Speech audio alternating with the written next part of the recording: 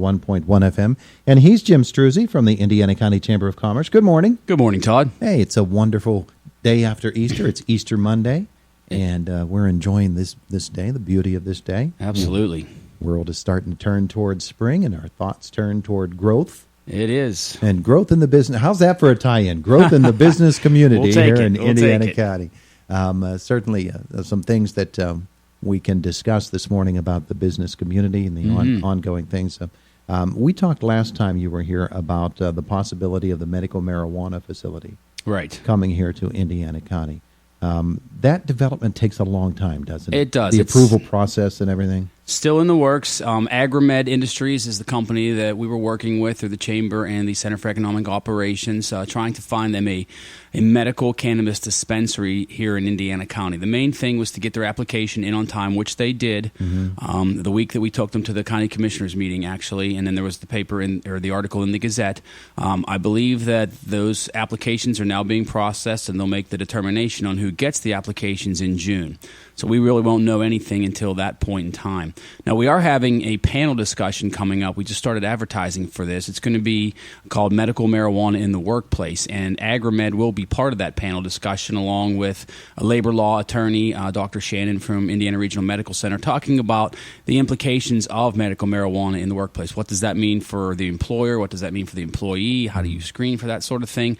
So that should be an interesting panel discussion. That's going to be on May 10th in partnership with the Center for Family Business, Indiana Regional Medical Center, and that's going to be at the KCAC, so it would be a breakfast panel discussion. But you should see information on that in the Chamber's weekly email and then also in our member email that will go out today. Is that going to be a public event? It is, yes. Yeah, there's an admission price, obviously, to cover the cost of the breakfast, but I believe it's going to be $25, but anyone is welcome to attend. Boy, it sure sounds like a worthwhile discussion because it's coming no matter what. Yeah, absolutely, and it'll be interesting. And then, of course, AgriMed can give that perspective on what are the treatment uses, and Dr. Shannon also as well from IRMC, but what can it be used for? And I think it's really the beginning processes of this industry because it hasn't been legal to grow it up to this point, so they're really just beginning to understand what it can be used for, and I think it really has a lot of benefits for people, particularly when you look at the opioid addiction crisis, and that's really where AgriMed was coming from.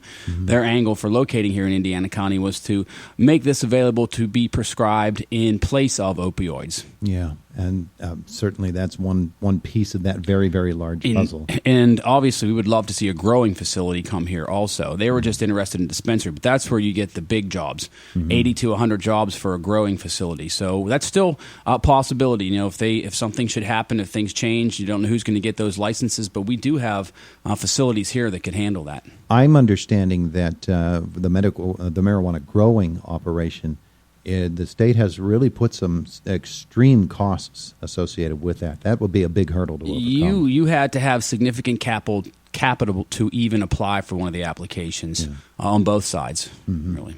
Has anybody done that in Indiana County? Applied for Not that I'm aware of, Todd. As far as I know, AgriMed is the only one who submitted for Indiana County, but at least they're the only ones who came to the Chamber and to the Center for Economic Operations for assistance. You mentioned an organization I wanted to talk about this morning, the Center for Economic Operations here in Indiana Opportunity works County. too, though. Yeah.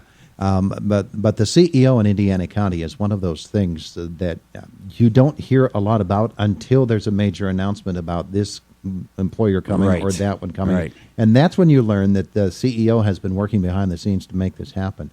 That's a very hard-working organization. It sure is. Center for Economic Operations is the Chamber, Indiana County Development Corporation, the Indiana County Tourist Bureau, IUP, and the county commissioners. We all work together to try and bring economic development here to Indiana County. And you're right, there's a lot of hard work that's going on behind the scenes. You have to make those connections. You have to talk to the right people, but you really can't make any announcements until someone signs on the dotted line. Yeah. But there's a lot of work that's occurring behind the scenes. Byron Stauffer and I have a great partnership.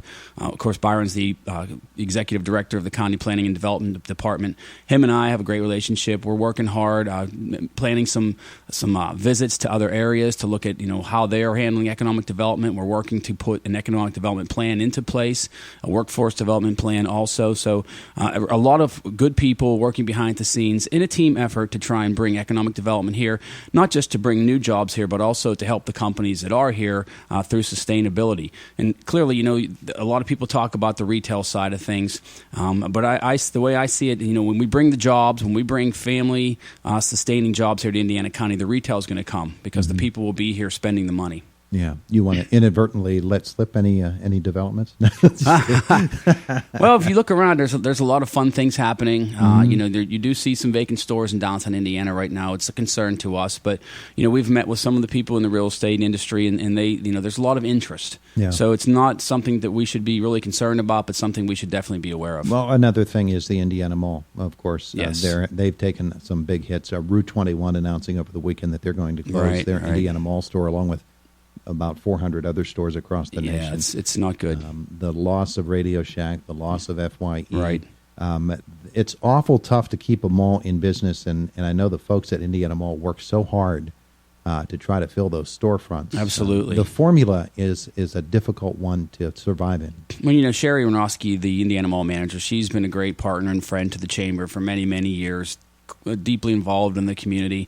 Sherry works hard every day to try and make something good happen with that mall. And I really think, retail is in a state of transition, if you want to say, because people are changing their shopping patterns, their habits. The malls and really that kind of interaction just isn't where people are spending their money right now. So do you have to reinvent? Do you look at different ways of doing things? On the positive note, though, the theater in the mall is booming right now. Yeah. They're having some of their best years ever. They've fully renovated. It's an exciting time for the mall in that people are coming to the mall for the theater. We just need to maybe get some new stores in there, look at a different approach, different philosophy when it comes to retail. And it's not just the mall, it's retailers everywhere. The internet has a big part to do with that and the shopping patterns that people have right now, unfortunately. Jim Struzzi is with us, Indiana County Chamber of Commerce. You're getting set for a very big month of May. You've got some things coming up, of course, in April as well. Yeah, we mentioned the medical marijuana, and again, I would urge everyone to go to the Chamber website, indianacountychamber.com, and click our subscribe button, and then you'll get our weekly Friday email, and you can find all of our events on the Chamber website. You can also register, and of course, our members get their weekly member email on Mondays. So a lot of exciting things happening right now. We launched our spring membership drive for one thing, so now is a great time. There's a lot of other incentives, a lot of great benefits to being a Chamber member. So again, go to the website for that. This week we have a Young Professionals Breakfast and Learn with Heidi Malin from Keystone Fundraising Solutions. She's going to talk to the young professionals about the responsibilities of being a board member and how to contribute and be part of the community through board service. And then the following evening, we have a Chamber Business After Hours hosted by GCY and Jewelry. They're going to unveil a new line of jewelry, and that's going to occur at the Artist Hand. So we're excited for that this week as well. We're gearing up for the third annual Paddle and Picnic event in Blairsville. That's May 27th. You don't have to have a kayak. We'll provide that for you for a small fee.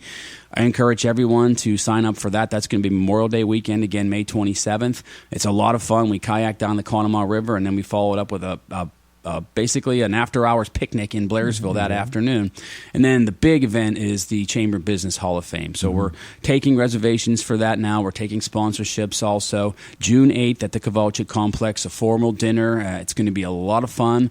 We have a great class again this year of men and women who will be inducted into the Indiana County Business Hall of Fame. Formal invitations will be mailed out this week to all of our Chamber members. But you don't have to be a Chamber member. It's open to everyone also. $75 a ticket or $725 for a table of 10. And if you want to learn more about that, Chamber website, I would assume? IndianaCountyChamber.com. There you go. He's Jim Struzzi, Indiana County Chamber of Commerce. So business after hours tomorrow. Thursday Gotcha. night, yes, Gotcha. the 20th. All right. Thank you, sir. Thank you, Todd. It is Indiana in the Morning, presented, as always, by First Commonwealth Bank. It's AM 1160 WCCS and 101.1 FM.